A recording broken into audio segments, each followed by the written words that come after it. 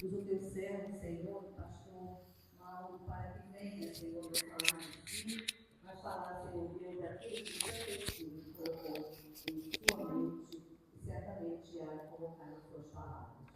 Que possamos, Senhor Deus, guardar aquilo que ouvimos nesta noite, fazendo com que as nossas vidas sejam transformadas no dia de hoje.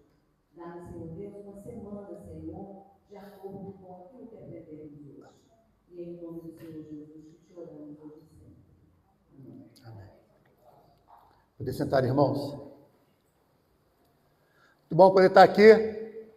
Primeiro dia aí, depois desse mês, longe dos irmãos. Já cheguei logo resfriado. Então, se os irmãos ouvirem aí uns espirros, não estranhem. Mas é muito bom poder estarmos juntos novamente e adorando o nosso Deus. Eu queria que os irmãos abrissem a palavra de Deus em Eclesiastes, o capítulo 1.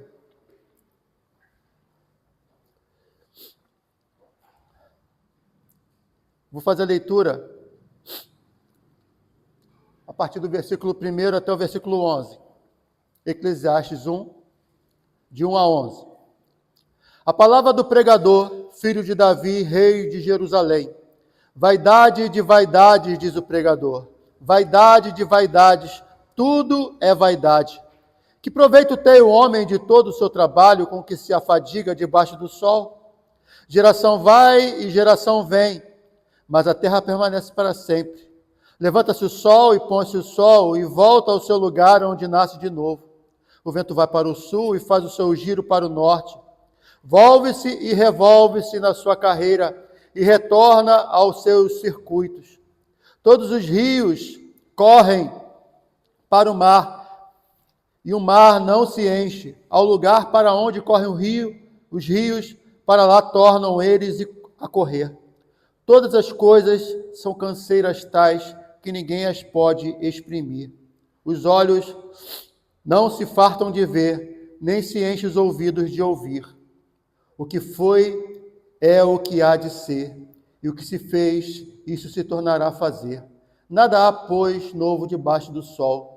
Alguma coisa que possa dizer, vê, isso é novo? Não, já foi nos séculos que foram antes de nós. Já não há lembranças das coisas que precederam, e das coisas posteriores também não haverá memória entre os que hão de vir depois dela. Até aqui, irmãos. Muito bem, eu queria falar com os irmãos hoje e começar uma série sobre um assunto que eu creio que é muito importante nos dias de hoje. Eu queria falar sobre esse tema que a palavra de Deus, ela vai chamar de vaidade, que é algo que dificilmente algum de nós escapa. Uns mais, outros menos. Outros, intencionalmente, acham que a vaidade é até uma virtude. Tá? Outros, mais disfarçadamente, às vezes até mesmo sem perceber, agem com vaidade. Já dizia um filme muito antigo, do Al Pacino e do Keanu Reeves, né? Que Al Pacino faz o papel do demônio. E no final do filme, quando, depois de toda a artimanha de Satanás para envolver o artista, o personagem principal, eles conseguem se safar, mas no finalzinho, eles cedem à vaidade. E aí o inimigo aparece, né, e diz, vaidade, o meu pecado predileto. Porque a vaidade, ela nos toma. E muitas vezes, nós não percebemos isso. E é por isso que esse assunto é tão relevante. O tema geral dessa série vai ser Rebel e o Self. Como nos livrar das armadilhas, né, da vaidade na era digital. E essa questão da era digital é algo muito importante, porque não que ela nos torne vaidosos, porque nós já somos, mas ela faz com que nós expressemos essa vaidade de uma maneira mais aguçada. E é por isso que eu queria que a gente entendesse isso aqui. O profeta Jeremias, ele vai dizer também lá no capítulo 17, o versículo 9, enganoso é o coração, mais do que todas as coisas. Quem o conhecerá? Quem conhecerá esse coração que é enganoso? No entanto, nós vivemos essa era em que ser visto equivale a existir.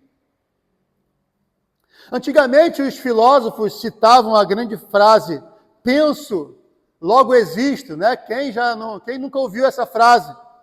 Mas hoje, agora, a frase do momento é, eu só existo se sou visto. O termo influenciador, os irmãos sabem, tornou-se profissão e vocação. Tem gente que são crianças e são jovens, você pergunta para essa pessoa, para essa criança, o que você quer ser quando crescer? Eles falam dentista? Falam bombeiro? Falam médico? Não, falam, eu quero ser influenciador. Então, todos os dias, milhões acordam em busca do clique perfeito, da legenda mais impactante, do registro que possa projetar uma versão idealizada, a melhor versão de si mesmo. A gente fica fotografando e a gente faz expressões.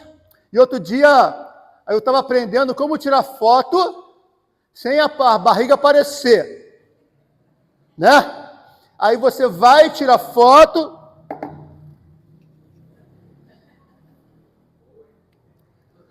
siga a técnica, né? Esse aqui que é experiente. Então, e as pessoas têm técnicas para tudo. Como você sair melhor na foto. Vaidade de vaidade. Há 3.000 anos atrás, o sábio Salomão já diagnosticava a inquietação humana com uma palavra hebraica profunda, que era rebel. Essa palavra rebel, no hebraico, foi traduzida aqui por vaidade.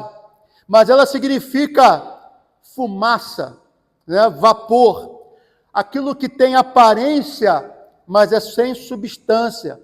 E ao confrontarmos essa verdade com as ideias dos filósofos do momento, por exemplo, um grande filósofo que eu recomendo, inclusive, a gente está dialogando um pouco com esse filósofo, Charles Taylor, e com Carl Truman, que é um autor cristão, que também recomendo os livros dele.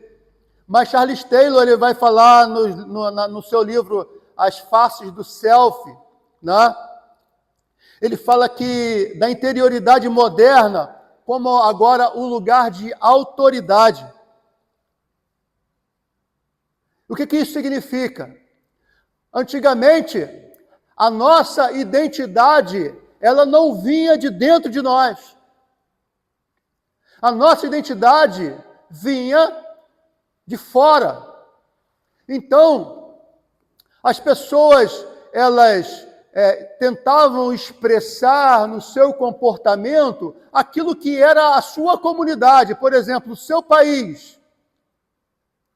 Então, a pessoa se identificava com o seu país, com as cores da sua bandeira, assim, tanto no Brasil quanto lá fora, em qualquer outro lugar. A sua igreja.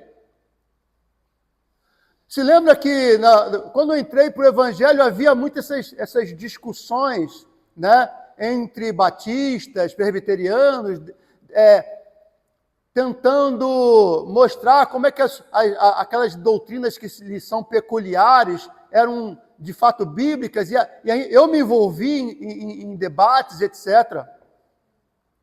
E aí hoje não existe mais isso, mas não existe mais isso por quê? Porque agora nós amadurecemos? Não. Porque talvez o presbiterianismo, ou talvez o ser batista, ou talvez o ser assembleano, ou seja lá o que for, não mais é relevante para mim como identidade.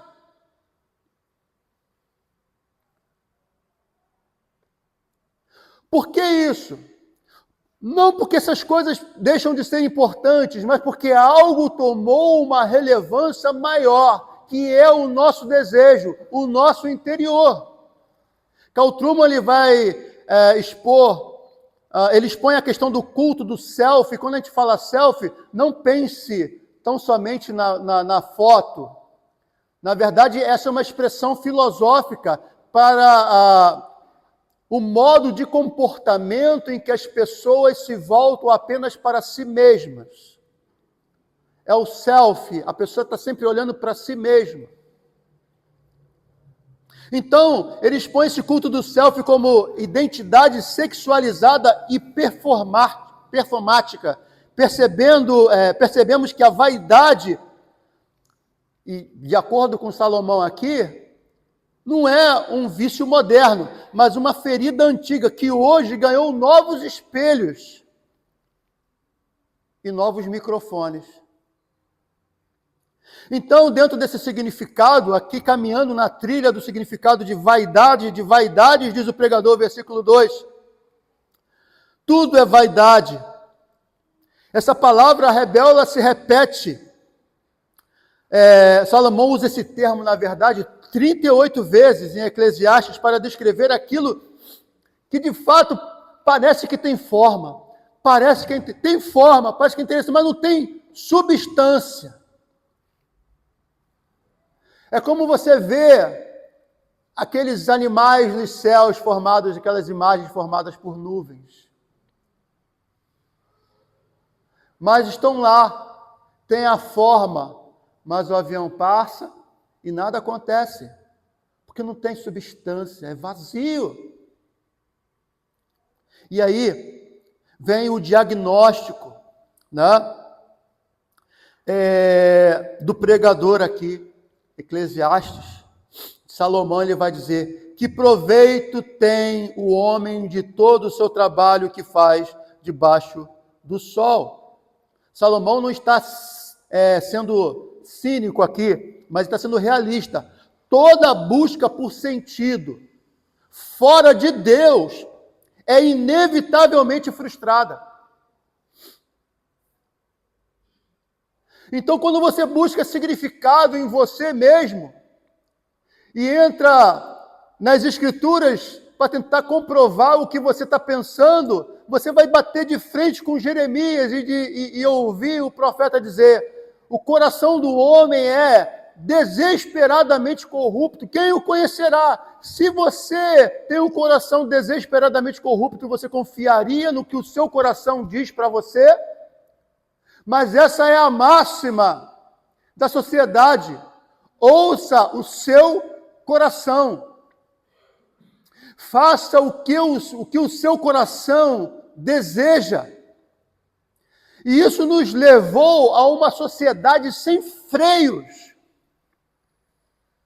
Porque à medida que eu sou conduzido pelo meu coração corrompido, as coisas mais loucas acontecem, mas a questão não é apenas que eu sou conduzido pelo meu coração.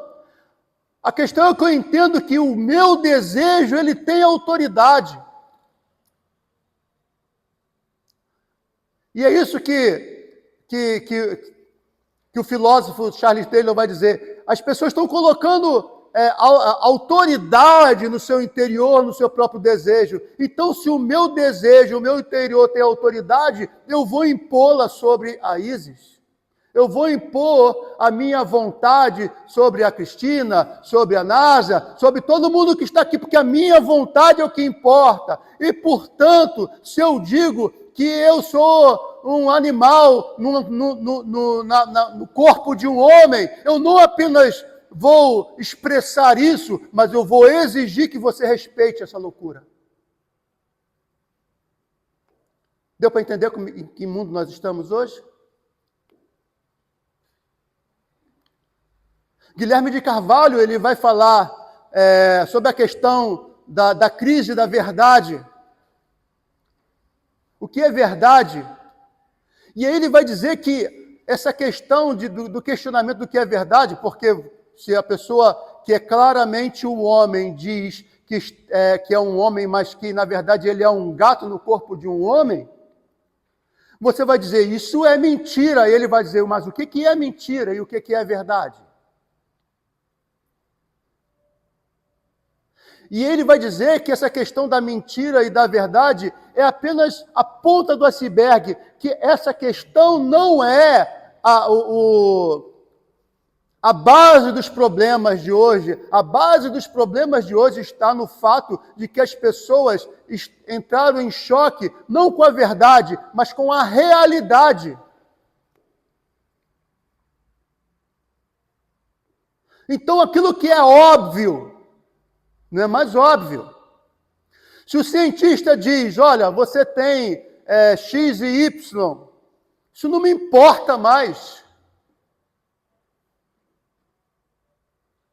Os seus cromossomos são assim, a sua pele diz assim, o seu espelho diz isso, mas você diz o contrário. Por quê? Você entrou em choque agora com a realidade.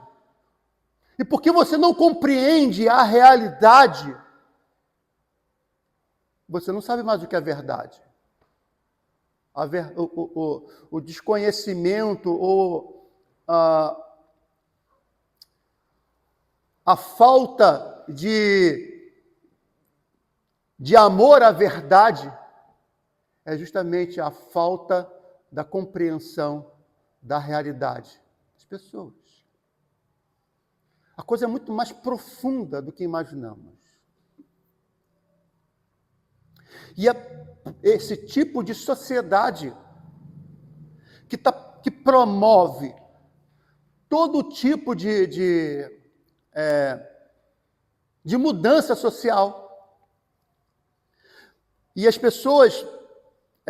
eu entrei recentemente numa conversa, e há muito tempo que eu tenho falado sobre isso. As coisas que vocês vão menos encontrar hoje em dia são igrejas com esse tipo de estrutura aqui.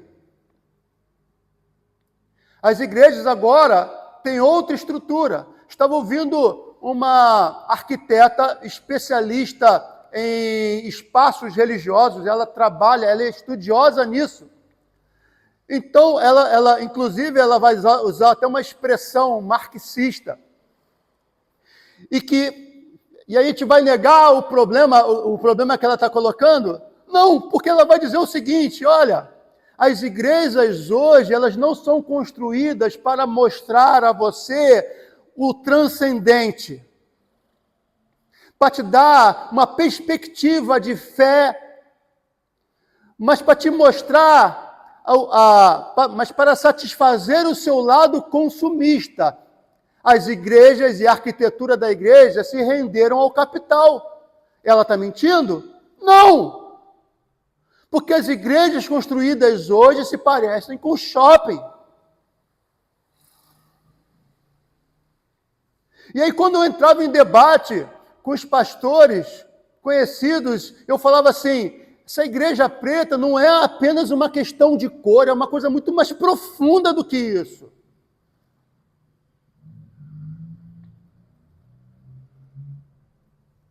A questão ali é o pragmatismo.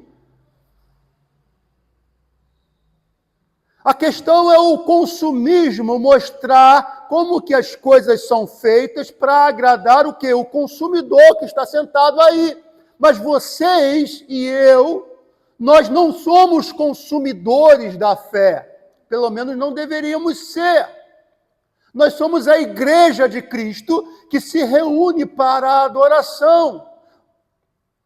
Nós somos o sacerdócio real, a nação santa, não é isso? O povo separado exclusivamente por Deus para viver para Deus. Olha aqui, que expressão. Nós não somos consumistas da fé.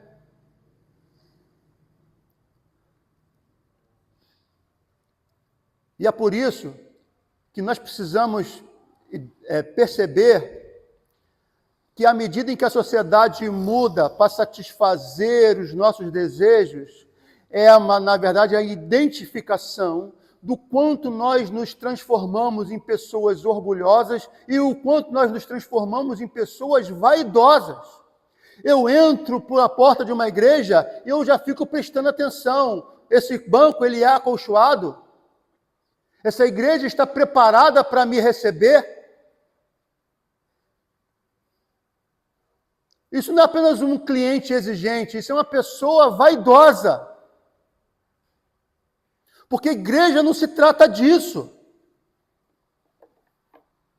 E aí nós olhamos para o texto e nós temos que concordar quando dizem que ao abandonarmos os referenciais transcendentais, tornamos-nos selvagens interiores.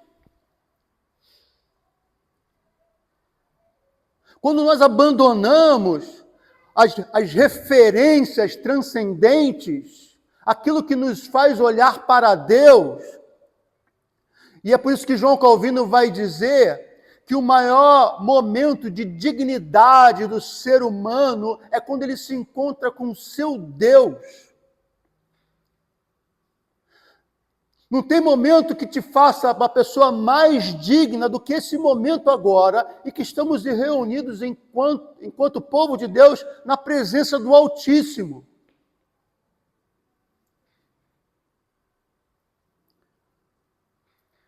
Mas quando nós nos voltamos para nós mesmos, quando nós queremos expressar a nossa vaidade, e a gente não usa esse termo, mas a gente usa termos mais bonitos, criados aí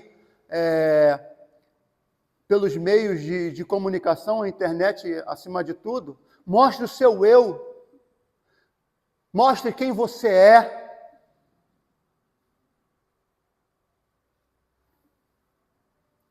E aí a gente entra na raiz teológica da vaidade, como diz Jeremias, repetindo mais uma vez o texto. Enganoso é o coração, mais do que todas as coisas. Ele não é apenas um pouco corrupto, ele não é meio corrupto. O profeta vai dizer, e desesperadamente corrupto. Quem o conhecerá?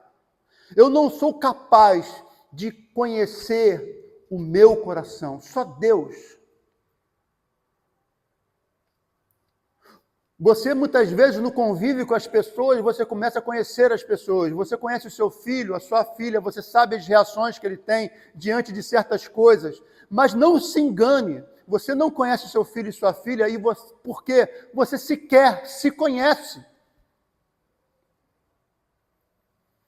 E é por isso que a gente não pode confiar no nosso coração para que seja aquilo que vai nos guiar. Nós precisamos de algo que vem de fora. Nós precisamos de Deus e da sua palavra.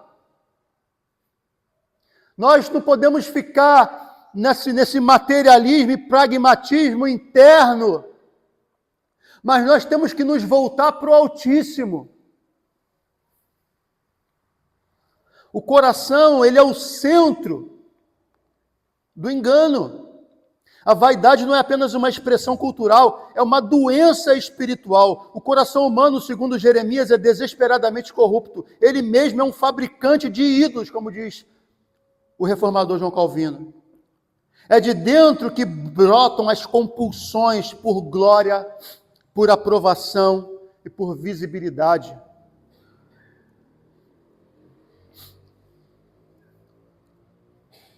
E aí a gente fica naquela história.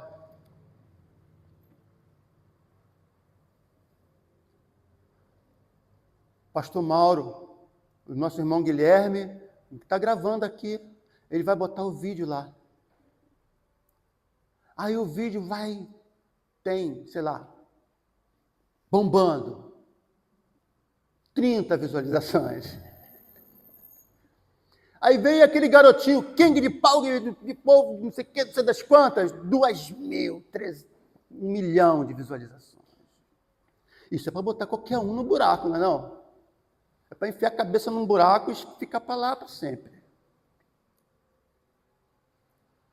Mas é tanto vaidade da minha parte, quanto vaidade dele. Porque eu não estou aqui para aparecer para a internet. O povo que me interessa ouvir está sentado no banco aí agora. É para esse povo que Deus me chamou. Eu não sou influenciador. Eu não sou, sei lá, gerente de marketing. Eu sou pastor. E qualquer coisa que faça minha mente caminhar por essa trilha e desejar essas coisas que são paralelas e que podem até trazer benefícios, fazendo com que pessoas venham para a igreja, porque assistir, não estou dizendo que você deve abandonar a internet, mas eu estou dizendo que você não pode ser controlado por ela. Porque qualquer coisa que me mova e que faça com que eu fique chateado, ou mais chateado, ou decepcionado, porque a internet, porque os views, porque as curtidas e etc. não foram satisfatórias, só expressa a corrupção do meu coração.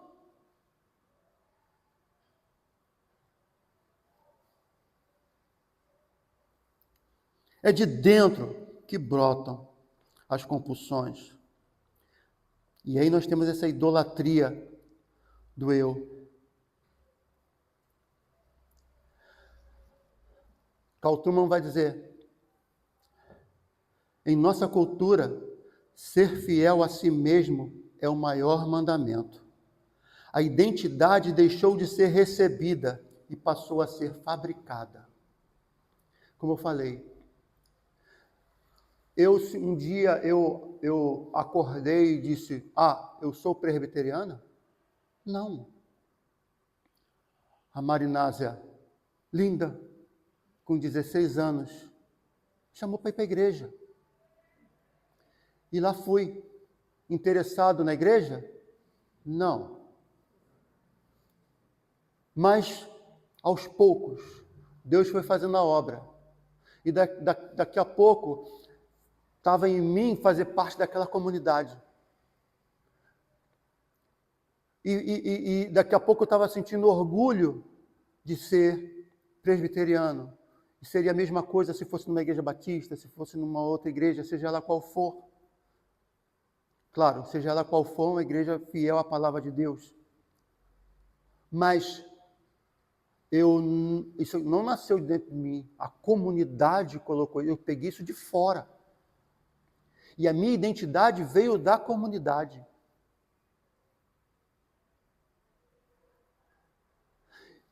Irmãos, hoje a autoridade vem de si mesmo. O problema é que quando colocamos o eu no trono, deixamos Deus do lado de fora. Não tem outra saída. Já há alguns anos, quando eu vi um irmão presbiteriano, estava em Jerusalém, e foi orar lá no muro, no muro lá do templo, né? E ele estava orando assim, filmando a ele mesmo.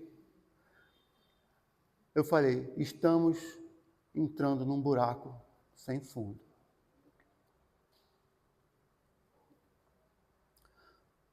Esse é o drama da vaidade. Buscamos eternidade em coisas que se dissipam, glória em likes, sentido em impressões. A autenticidade moderna é profundamente inautêntica, porque depende do olhar do outro para se afirmar. Se a minha identidade depende de você, depende da tua curtida, depende do teu view, então estou em maus lençóis. E se qualquer coisa que vocês façam dependa de mim, nós não podemos depender dessas coisas que se dissipam, nós não podemos depender do celular que a bateria acaba. Não podemos depender dessas coisas. Nós, quando colocamos essas coisas na frente, nós colocamos Deus do lado de fora da porta da igreja.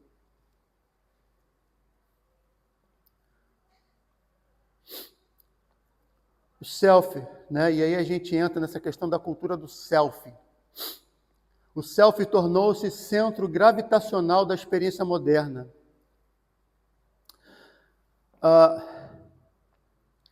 Não basta viver, é preciso se expressar, é preciso ser reconhecido. Redes sociais se tornaram os altares da apresentação do eu. O problema, né? E esse eu é construído performaticamente. Eu botei umas fotos da viagem que nós fizemos lá no Instagram.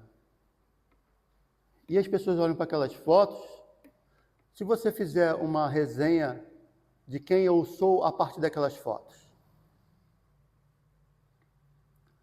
ninguém vai saber, por exemplo, que no dia seguinte, o pessoal eu estava Marinasa, Mateus, minha nora e todo mundo lá. Então o pessoal foi lá para a praia, não sei das quantas. Eu fiquei em casa, porque eu não aguentava de dor nas pernas. Ninguém vai saber que por trás daquele sorriso estava um cara cansado.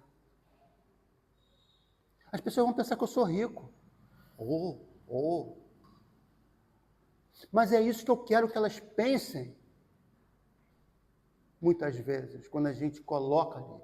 A gente quer que as pessoas pensem que aquela foto de fato representa a minha realidade. E aquilo é uma mentira. Se você for tratar dessa forma. E aí, Salomão vai dizer no versículo 8, todas as coisas são canseiras tais que ninguém as pode exprimir. Os olhos não se fartam de ver, nem se enchem os ouvidos de ouvir. As pessoas estão sempre buscando. Ou seja, nunca basta. A busca por relevância é uma corrida sem linha de chegada. Isso não vai acabar nunca.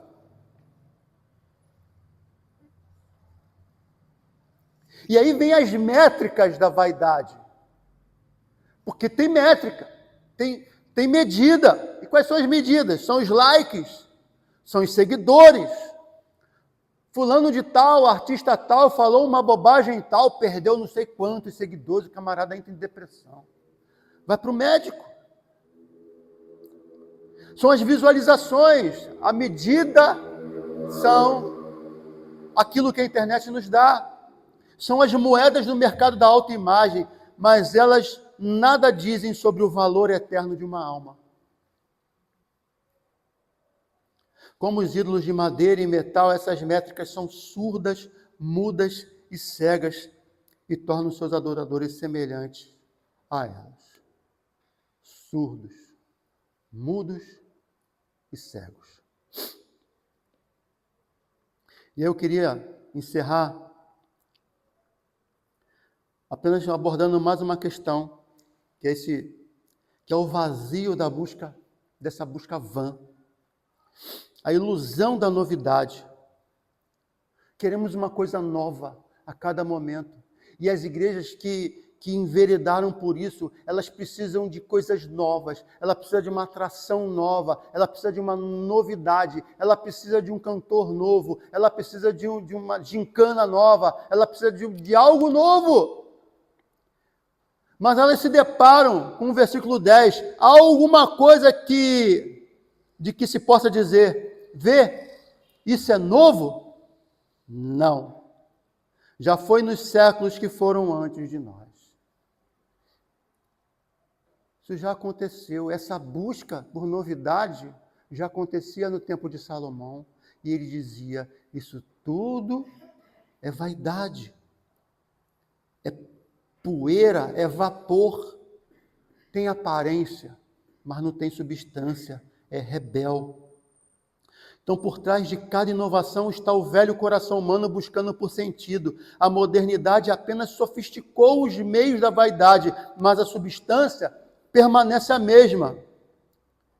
E aí, uma coisa que eu e você não podemos escapar é do esquecimento iminente. E esse é o maior medo das pessoas serem esquecidas. O termo hoje utilizado é cancelados. Mas um dia, qualquer um de nós aqui será cancelado. Porque será esquecido. Já não há lembrança, versículo 11, das coisas que precederam. e das coisas que hão de ser também não haverá lembrança. Aquilo que passou, as pessoas vão esquecer. E aquilo que ainda vai acontecer, quando ocorrer, depois vai ser esquecido. Hoje eu estou pregando para vocês, amanhã eu morro, aí vem um novo pastor, e vem outro. E um dia, eu vou ser só uma foto num retrato, que já não se coloca nem na estante, está no celular, que vai queimar.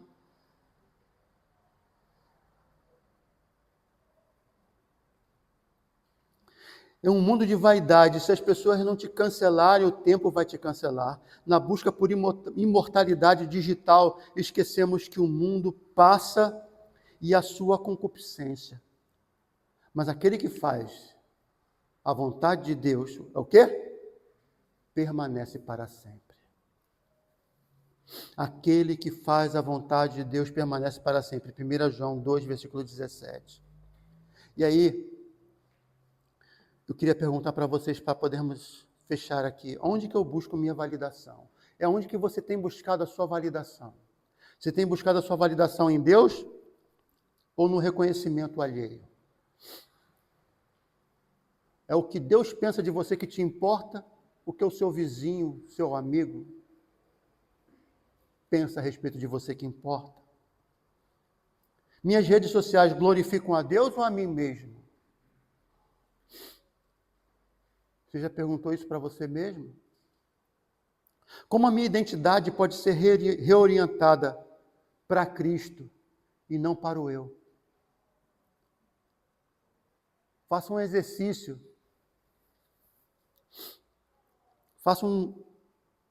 Eu não vou dizer aqui como você deve fazer, porque eu mesmo não sei como fazer. Mas faça um jejum digital de vez em quando. É bom. Separe períodos regulares para desconectar-se e ouvir a voz de Deus.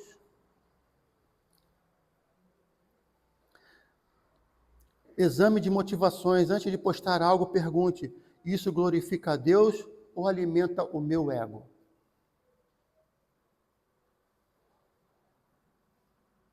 Formação espiritual. Invista mais tempo na palavra e na oração do que em curadoria de imagens, escolhendo qual é a melhor, qual é a imagem que eu vou colocar. Ah, essa aqui não. Essa aqui tá feia. Essa aqui o meu olho saiu torto. Essa aqui o casaco saiu assim. Aí ela fica lá um tempão nas imagens, buscando qual é a imagem mais bonita. Esquece isso. Vaidade não é uma questão de estética. É uma questão teológica. Não é sobre estilo de vida. É sobre quem reina no seu coração. O mundo dirá que você precisa se destacar, se afirmar, se autopromover. Mas a cruz diz o contrário. O que a cruz diz? Marcos 8,34. Jesus vai nos dizer: quem quiser vir após mim, negue-se a si mesmo, tome sua cruz e siga-me. Que eu e você possamos, à luz da palavra de Deus, à luz do rei Salomão,